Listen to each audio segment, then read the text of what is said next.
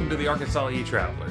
This episode is going to be a little bit different. I'm going to be speaking conversationally with you, nothing from a script, and I'm going to try and respect your time, keeping it short. But the truth is, this is probably one of the most momentous updates that I've done, as we now have Walmart Energy EV charging live in the Metroplex. I was clued into this a few days ago, as there was a post on LinkedIn celebrating the end of the meetings down in Orlando, Florida for Walmart. And it said that McKinney, Texas was a mere few hours away from beginning their charging operations. So I got in contact with Don from EV Texans, and he was able to go by McKinney today, and he recorded a video for the Arkansas E-Traveler, and quite a few surprises, good and not so good, I thought. Let's go ahead and take a look at what he sent us, and then we'll share some observations. Some of the chargers are seeming to work and some aren't yet. You will see testing come back soon. So we're going to try this one because the other one without that wasn't showing up. So Kathy? All right. So we are on number 5. 5, okay. So I click on available. Yep, start charging. Start charging. Let's Hold take a look tight, at the Donald. screen. Isn't that nice? It knows you're Donald. It says, hold tight, Donald. Keep it open. Authenticating. Connecting to charger. And we're getting the charge data. This may take a moment. Preparing charging station. Ready to prepare power. We are at a delivery. high rate of charge, to let you guys know. Yeah. Well, we're trying it out just because. Oh, Right. there goes the beep. So, hey, Yep. we're at 65. We are getting 33 and counting for the charge rate.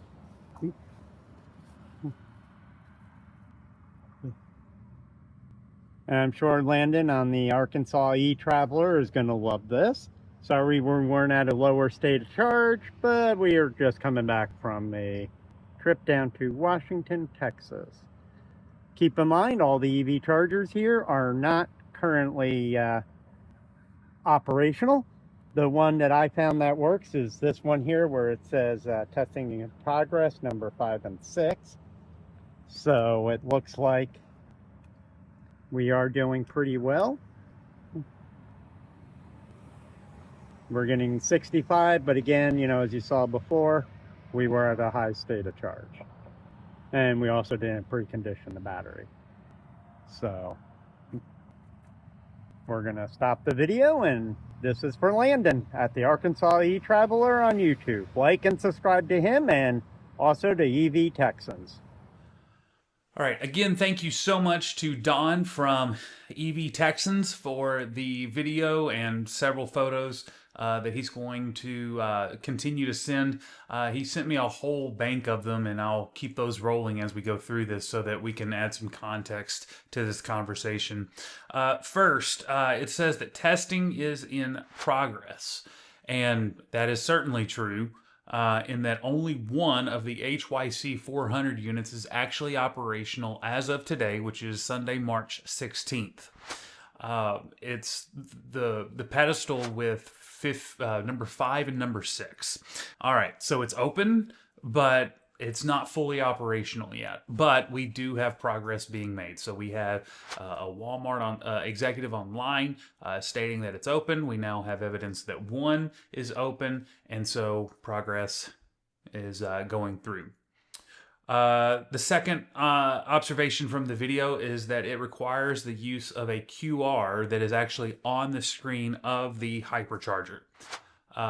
That's a little bit different from the experiences that I've had with other hyperchargers, in that you use the ChargePoint app, specifically with Mercedes-Benz. I believe that Iona is the same. So this one's a little bit of a departure from that particular model. However, it is in line with Walmart's model that we've seen at the beta testers in Crossroads and in Springdale, scanning a QR.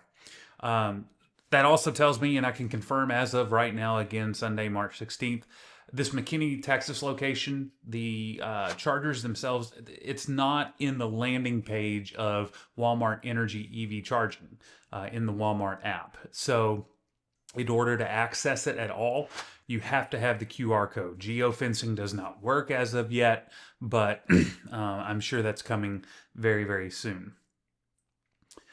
We noticed that the UI, the user interface, is very typical for an Alpitronic Hypercharger. It's just that it is in a Walmart color scheme. We saw there is no pay terminal. That was to be expected with the use of the Walmart app. And we also saw that the cost was 42 cents per kilowatt hour. Now, when you look at the Crossroads, Texas location, that is a little bit higher. It's 35 cents per kilowatt hour there. But I went on PlugShare and looked around McKinney. First of all, there's not a ton of DC fast charging within McKinney proper. And so Walmart might actually be contributing here to bringing it down with 42 cents. There is a Tesla supercharger, and obviously if you remember, that's going to be below 42 cents in the Metroplex. But Walmart on its own right now, no subscription required, 42 cents per kilowatt hour. I thought that might be a little bit lower, but remember, we're still in the early phases of this. Walmart Plus could certainly play a role in that. And so if you are a Walmart Plus member, it's possible that one day you will, get a nickel or dime off or something like that when you charge. Donald confirmed with me that the credit card hold for this particular charging station, and I believe it's the same in Crossroads, is $35. A far cry from the $50 with Mercedes-Benz and the $75 with Iona. So good on Walmart for keeping that. That's fairly in line with where I think people who do deep charging will be. Now, one of the other things that I noticed in this video that I find a little bit disappointing, they went and removed 2 of the handles per Alpitronic Hypercharger. It made perfect sense to me that the McKinney, Texas location would have 4 handles, 2 NACS, 2 CCS. I thought that was perfectly in line with the expected traffic flow down US 75 headed towards Oklahoma or into Dallas. But since the time that I was there and March 16th, they saw fit to remove 1 NACS and 1 CCS per charger. As to why, I don't know. I thought that it was I thought it was a win for drivers and for Walmart to have 4 handles. But apparently they don't see it that way anymore. Maybe they're shipped that way and you have to decide once they arrive. I don't know. It's a little confusing to me, but be that as it may, they are at least there, and you at least do have the option between CCS and NACS. So I guess my suggestion is if you're going to charge at Walmart, once this gets some traffic, bring your NACS adapter if you are someone who carries one of those for the sake of Tesla supercharging or whatever. But what's really interesting to me is Donald, later on in the day, he swung by Murphy, Texas, and nothing had changed there. But then he went to Plano, Texas. And Plano is the location where we spotted 6 Alpitronic Hyperchargers waiting to be installed. And so when he went by there today, 3 were in the ground. 1 was kind of unaccounted for, and 2 were still halfway packaged. I asked him how many spots in the parking lot have been poured for these hyperchargers, and he replied 6. But it's hard to tell from the images. He pointed them out with arrows that you can see here. But what's curious here that you will also notice is that these Alpitronic Hyperchargers have 4 cables. So they're at Plano having 4, but McKinney went from 4 to 2. I don't know. I have no idea what's going on with that kind of configuration. Plano, definitely. There are 6 spots, 3 are in the ground, and they have 4 charging handles on them. So very weird what we saw today from the opening of Walmart Energy EV charging in the Metroplex. But you know what? That's just the way it goes sometimes with these things. It's a bit of a soft opening. The only reference that we got to it was a post online by a Walmart executive, and then you get there and only one of the chargers is working.